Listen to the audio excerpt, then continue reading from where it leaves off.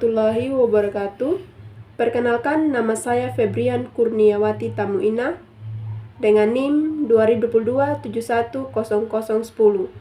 Di sini saya membuat video untuk memenuhi tugas lesson study dan saya akan menjelaskan terkait LKPD yang telah saya buat dengan judul enzim dan peranannya dalam proses metabolisme.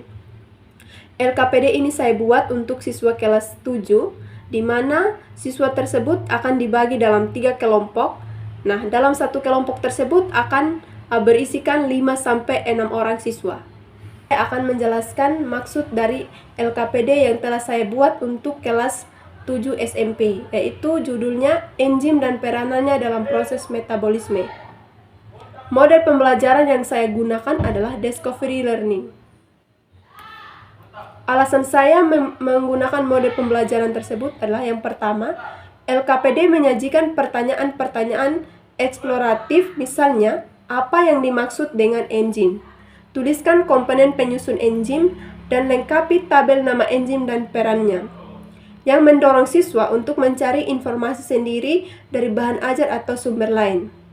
Yang kedua, siswa diarahkan untuk menemukan konsep melalui proses bertahap, yaitu mengamati, menanya, mengumpulkan informasi, menalar, dan mengomunikasikan hasil diskusi. Yang ketiga, LKPD bersifat diskusi kelompok, yaitu untuk memperkuat karakteristik guided discovery melalui kerja kolaboratif. Metode yang digunakan adalah diskusi kelompok dan penemuan terbimbing. Alasannya, LKPD membuat tugas kelompok yang tercantum di bagian awal menandakan bahwa aktivitas dilakukan secara kolaboratif.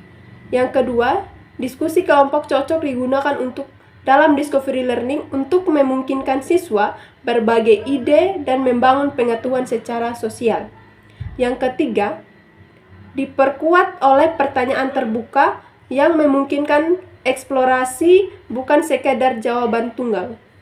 Yang berikut, maksud dari tujuan pembelajaran LKPD yang saya buat adalah yang pertama, menjelaskan pengertian enzim, yaitu siswa memahami definisi dasar enzim sebagai biokatalis. Yang kedua, mengidentifikasi komponen penyusun enzim, yaitu mendorong siswa mengenali struktur enzim, yang itu apoenzim, kofaktor, koenzim. Dan yang ketiga, mengidentifikasi nama enzim dan peranannya dalam metabolisme, yaitu mengaitkan nama enzim dengan proses metabolisme seperti hidrolisis, oksidasi, dan reaksi ligasi. Di sini saya akan menjelaskan setiap pertanyaan yang telah saya buat dengan jumlah pertanyaannya itu ada 3. Yang pertama, apa yang dimaksud dengan enzim? Maksud pertanyaan tersebut adalah memancing pemahaman awal siswa terhadap definisi enzim. Kemampuan yang ditingkatkan adalah berpikir kritis sama pemahaman konseptual. Aspek yang dinilai yaitu pemahaman konsep dasar. 2. Lengkapi bagan komponen enzim.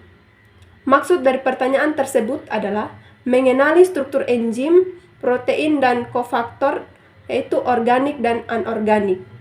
Kemampuan yang ditingkatkan adalah analisis dan koneksi konsep. Aspek yang dinilai adalah ketepatan menyusun informasi biologis. Dan yang ketiga, lengkapi tabel nama enzim dan peranannya. Nah, maksud dari pertanyaan tersebut adalah menghubungkan nama-nama enzim dengan fungsinya dalam metabolisme.